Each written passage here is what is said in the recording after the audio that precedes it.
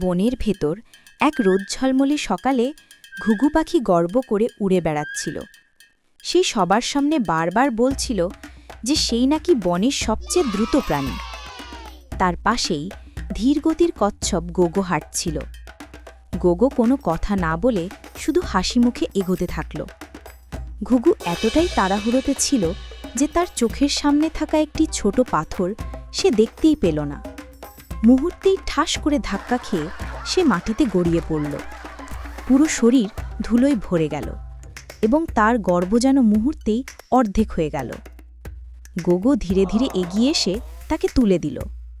ঘুঘু লজ্জায় মাথা নিচু করে বলল, আমি এত দ্রুত উড়ি, তবু কিছুই দেখতে পেলাম না।